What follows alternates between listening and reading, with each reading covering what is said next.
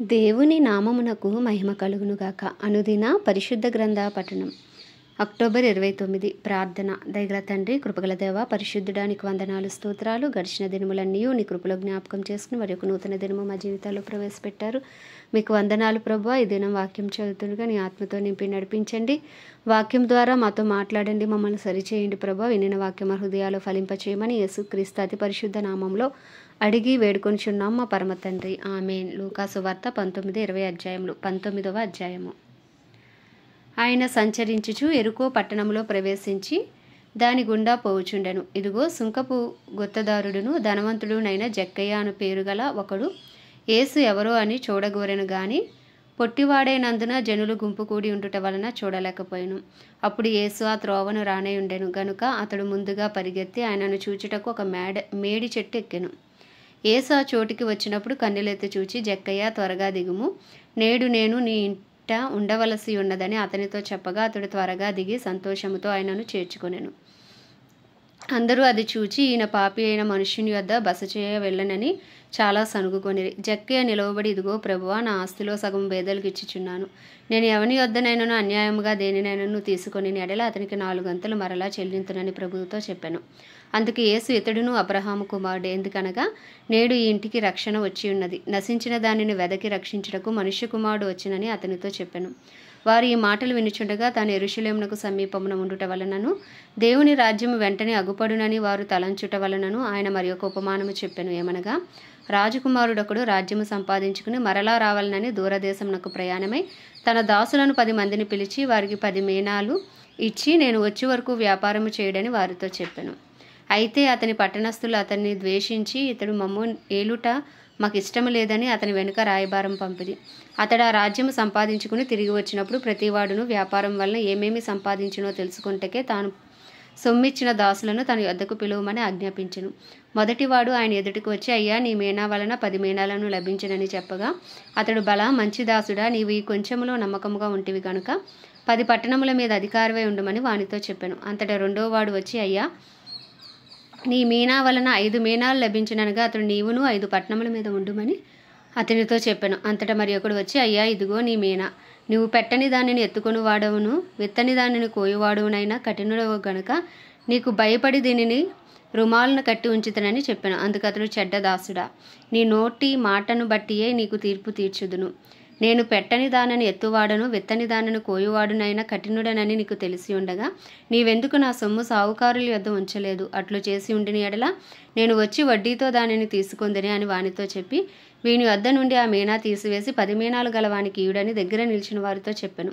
వారు, అయ్యా, వానికి 10 మీనాలు కలవే అనిరి. అందుకతడు, కలిగిన ప్రతి వానికి ఇయ్యబడును, లేని వాని యొద్ద నుండి వానికి కలిగినది తీసివేయబడినని మీతో చెప్పుచున్నాను.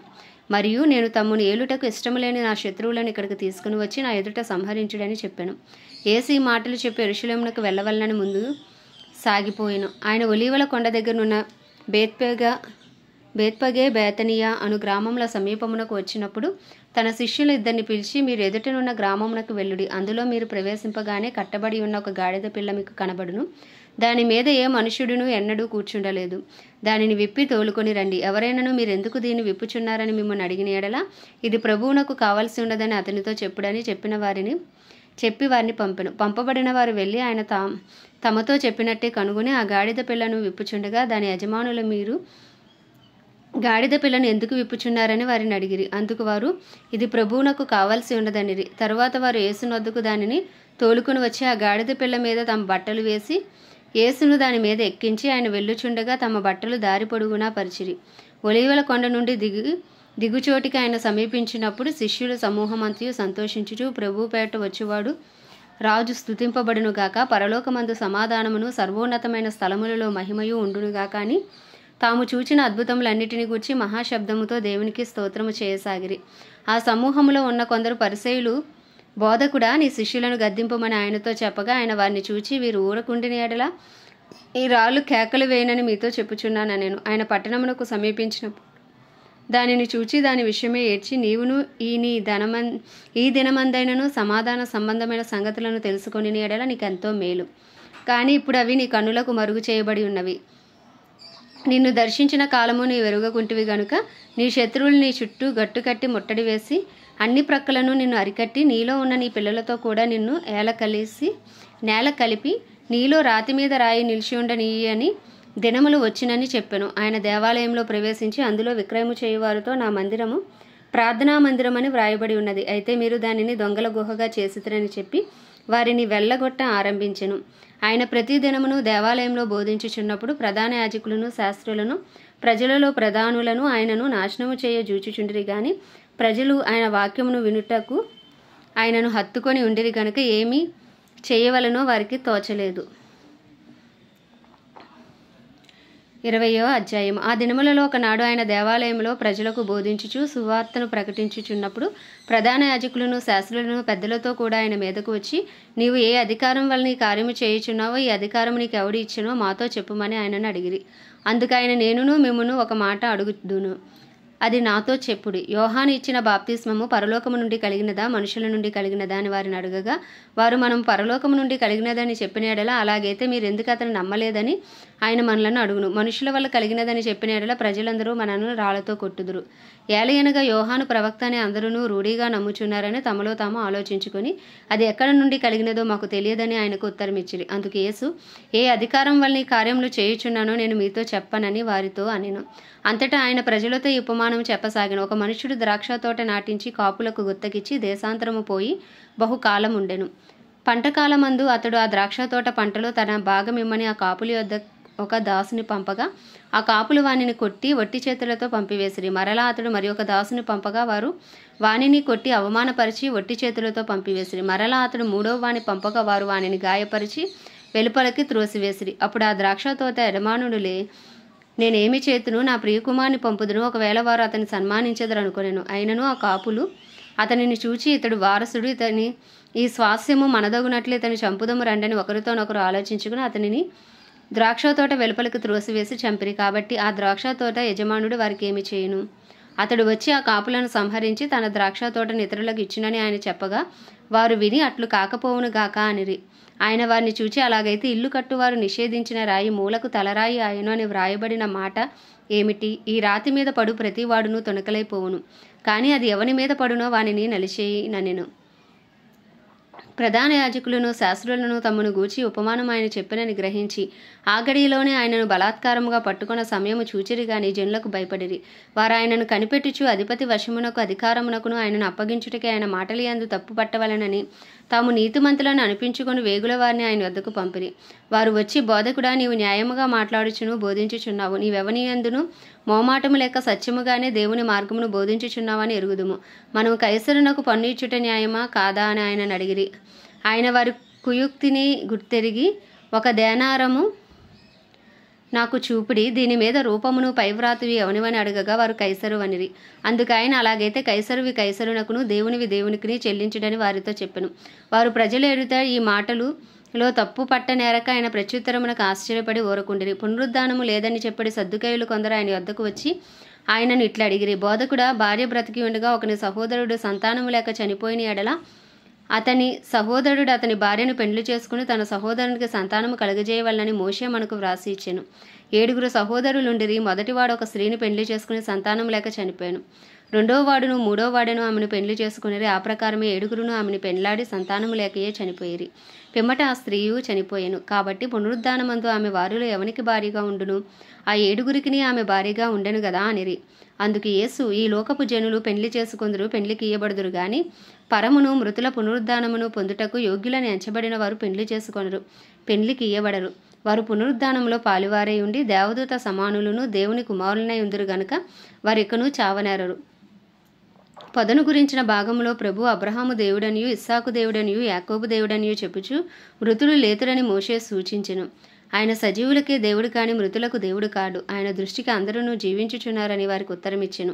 తరువాత వారైనను మరి ఏమీ అడగ తెగింపలేదు గనుక శాస్త్రుల్లో కొందరు, బోధకుడా, నీవు యుక్తముగా చెప్పితివనిరి.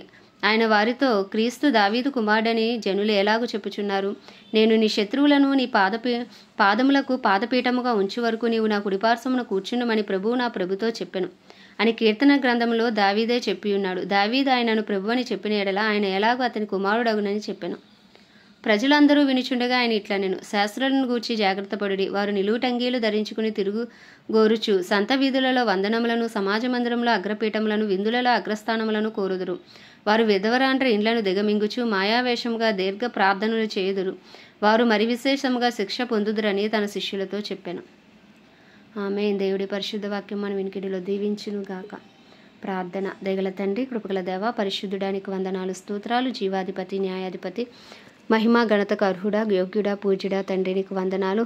మా కొరకు రక్తం చిందించిన దేవ, ప్రాణం పెట్టిన దేవ, మా కొరకు పాతాళ వేదనలు అనుభవించిన దేవ, మూడవ దినమున తిరిగి లేచి తండ్రి కుడిపార్శ్వమున మా కొరకు విజ్ఞాపన చేయుచున్న దేవా, నీకు వందనాలు, స్తోత్రాలు, స్తుతులు చెల్లించుకుంటున్నాం ప్రభా. మా అనుదిన అపరాధములు, పాపములు, దోషములు, అతిక్రమములు, తలంపుల ద్వారా, ఆలోచనల ద్వారా, చేతల ద్వారా, నడకల ద్వారా, మాటల ద్వారా ప్రభా తెలిసి తెలియక చేసిన ప్రతి అపరాధమును, పాపమును, దోషమును దయతో క్షమించండి.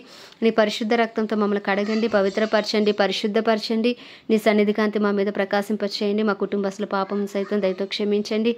వారి అపరాధములు మన్నించండి. వారిని రక్త ప్రోక్షణ కింది ఉంచి వారికి గొప్ప రక్షణ భాగ్యము దయచేయండి ప్రభా. మా ఇరుగు పొరుగు, మా బంధువులు, స్నేహితులు అందరి కొరకు ప్రార్థిస్తున్నాం. అయ్యా తండ్రి, అందరికీ గొప్ప రక్షణ దయచేయండి. ఏ ఒక్క ఆత్మ నశించిపోవటం నీ చిత్తము కాదన్నావు ప్రభా. మా పట్టణాన్ని రక్షించండి. మా పట్టణ ప్రజలకు గొప్ప విడుదల అనుగ్రహించండి. అయ్యా నీకే వందనాలు, స్తోత్రాలు. దైవజనులందరి కొరకు ప్రార్థిస్తున్నాం. అయ్యా తండ్రి, ధైర్యంతో వాక్యంను బోధించి అనుకూల సమయంలో వారికి అనుగ్రహించండి. వారందరినీ నీ రక్త ప్రోక్షణ కింద ఉంచండి. వారి కుటుంబాలని రక్త ప్రోక్షణ కింద ఉంచండి.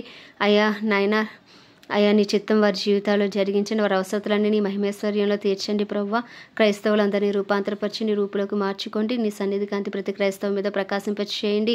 డినామినేషన్స్ భేదములు తొలగించండి. పరిశుద్ధాత్మను వరమును బలముగా క్రైస్తవ్యం మీద కుమ్మరించండి. నీ కొరకు వాడబడే పాత్రగా, యోగ్యులుగా, అర్హులుగా సిద్ధపడిన సంఘముగా క్రైస్తవ్యాన్ని మీరు అయ్యా సమకూర్చమని ప్రార్థిస్తున్నాం ప్రభా. నీకే వందనాలు, స్తోత్రాలు. ప్రపంచ దేశంలో అన్నిటి కొరకు, వాటిని పరిపాలిస్తున్న రాజులు, వారి కింద పనిచేసిన అధికారుల కొరకు ప్రార్థిస్తున్నాం ప్రభా. అందరినీ మీరు దర్శించండి. అందరి మనోనేత్రాలు తెరవండి. నీతి న్యాయంతో పరిపాలించడం కావాల్సిన బుద్ధి, జ్ఞాన, వివేకములను అనుగ్రహించండి.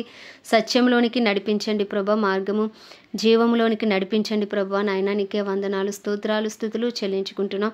అయ్యా ప్రత్యేకించి నాయన ఇజ్రాయెల్ దేశాన్ని జ్ఞాపకం చేసుకుని ఇజ్రాయెల్ సరిహద్దుల సమాధానం నుంచి ఇజ్రాయెల్ ప్రజలకు క్షేమం అనుగ్రహించమని, ఇజ్రాయెల్లో నీ చిత్తము జరిగించమని ప్రార్థిస్తున్నాం. అలాగే ప్రత్యేకించి మా భారతదేశాన్ని మీ హస్తాలకు అప్పచెప్పుకుంటున్నాం. 144 కోట్ల భారతదేశ ప్రజలను రక్షించండి. అయ్యా వారి మనోనేత్రాలు తెరవండి, హృదయాలు తెరవండి, రాతి గుండెలు తీసి మాంసపు గుండెలు పెట్టండి ప్రభా. అయ్యా తండ్రి, సువార్త కొరకు వారి గృహాలను తెరవండి. అయ్యా సువార్త అందరి గ్రామాలు, ప్రాంతాలు, పట్టణాలు పట్టుకోండి. యాంటీ అయ్యా సువార్తకు విరోధంగా పనిచేస్తున్న ప్రతి విధమైన కాడి ఏసునామంలో విరిగిపోవునుగా కానీ ప్రార్థిస్తున్నాం. యాంటీ కన్వర్షన్ బిల్స్ అని ఏసునామంలో క్యాన్సిల్ అయిపోవునుగా కానీ ప్రార్థిస్తున్నాం ప్రభు. భారతదేశంలో గొప్ప ఉజ్జీవాన్ని రగిలించండి.